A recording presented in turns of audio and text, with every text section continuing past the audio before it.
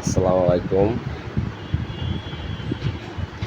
আমি মোহাম্মদ সোহাগ শিকদার। আমি মূলত 25 বছর আগে ভালো একটা কোম্পানিতে জব করতাম। হঠাৎ করে আমার চাকরিটা চলে যায় 1 বছর আগে। তখন আমি হতাশাগ্রস্ত হয়ে পড়ি যে কী করব। আমার একটা ছেলে একটা মেয়ে, তাদের নিয়ে আমি খুব চিন্তায় পড়ে যাই যে আমার জীবন কীভাবে চলবে।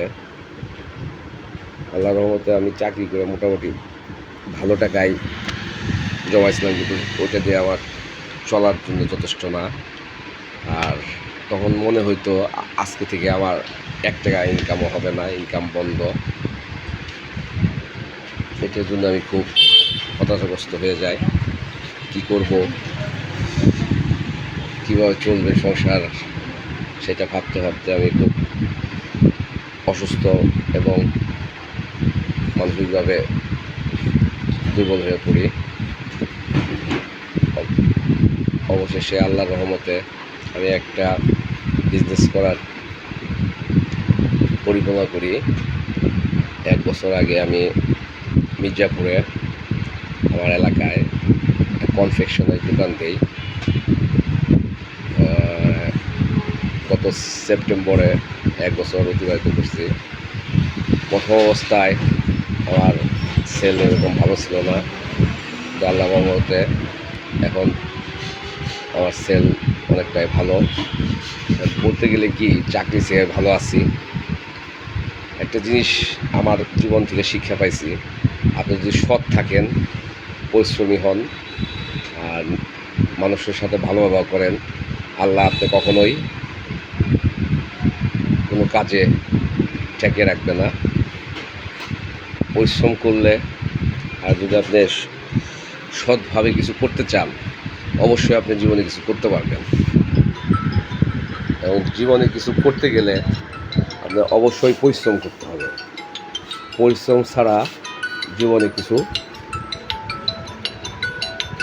করা যাবে না।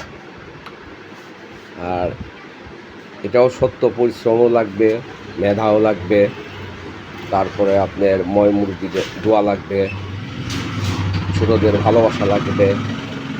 সব কিছু মিলে আপনার যদি ভালো একটা মানুষের সাথে যদি ভালো একটা সম্পর্ক থাকে, তাহলে আপনি জীবনে ঠেকবেন না।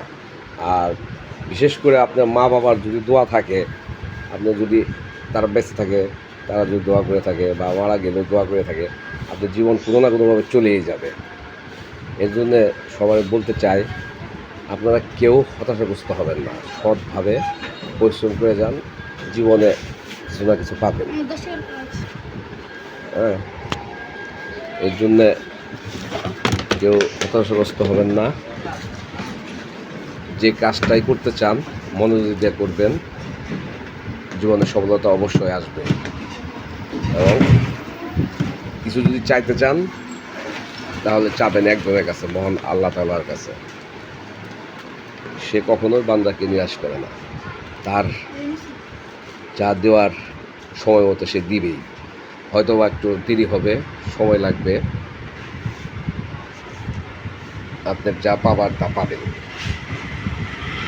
বর্তমান আমার দোকানের অবস্থা মির্জাপুর থানা রোডে, এইটা দিয়ে আমার মোটামুটি ভালোই চলে যেতেছে। এবং দোয়া করবেন আরও জানি